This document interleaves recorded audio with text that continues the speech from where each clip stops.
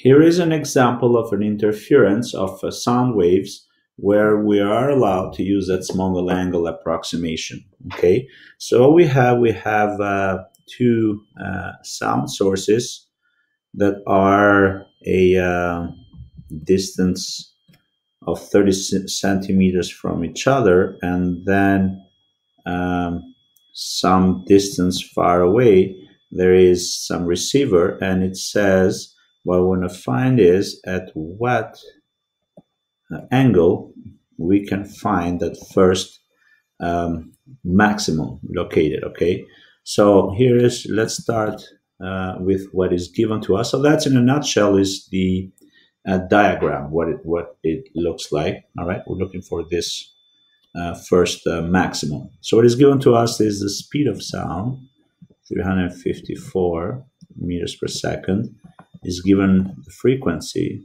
2000 hertz, is given the distance between the two slits sources, 0.3 meters. We're changing them to SI units. All right, and what we want to find is first the angle for, and also is given to us the m equal to 1, which means the first maximum, right? So we want to find the angle, okay, and then second we want to find the slit separation. So we want to find the distance if the wavelength is 3 centimeters, right? And then C, we need to find the frequency of light. So we want to find some frequency that will give us the first maximum at the same angle. All right. So here's what is given and what is required. We're going to use obviously double slit equations. So for the analysis, let's start with A. We're looking for the angle, right? So remember that d sine theta, that's where we start from, is equal to m lambda. So we're looking for a maximum, all right?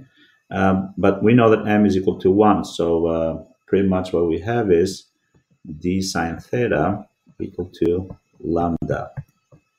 All right, now we're looking to solve for the angle theta, so theta is inverse sine of lambda over d, but we don't know lambda yet. However, we have the speed and the frequency of this given wave, so we can solve for wavelength, which is v over f, and then we can substitute this in equation number 3. So we get the angle theta to be inverse sine of v over lambda, over d times f. Okay, so what we'll do is we'll plug in all the numbers, and then we can find the actual angle. So the angle is approximately 36 degrees, not necessarily a small angle, but we are using the small angle approximation here. Okay, now for part B, it says that what would be the distance between the slits if the wavelength is now 0.03. Okay, and again we go to the same equation, that d sine theta equal to lambda, right? Because m is still equal to 1. So now we're going to solve for d, which is lambda over sine theta, and theta is given to us already.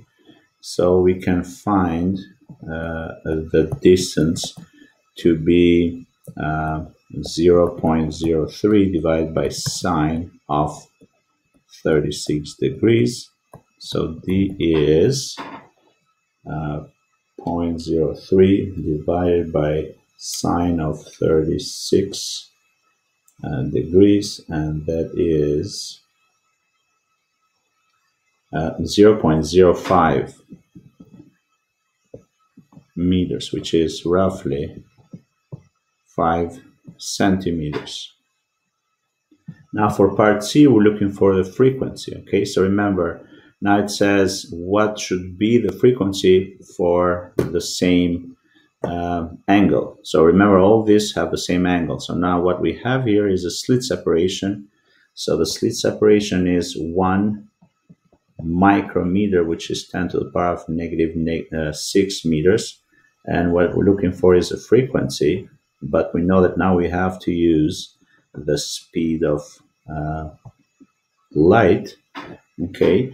And we have the angle still 36 degrees, and m still equal to 1. So the same equation again, d sine theta equal to m lambda, or d sine theta equal to lambda, because m is equal to 1, but lambda is v over frequency.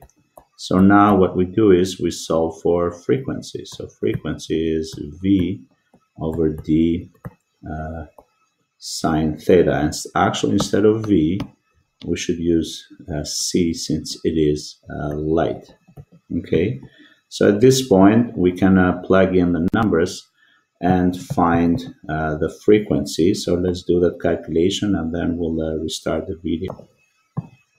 So the frequency turns to be 5 times 10 to the power of 14 hertz, all right, which is in the range of gamma rays.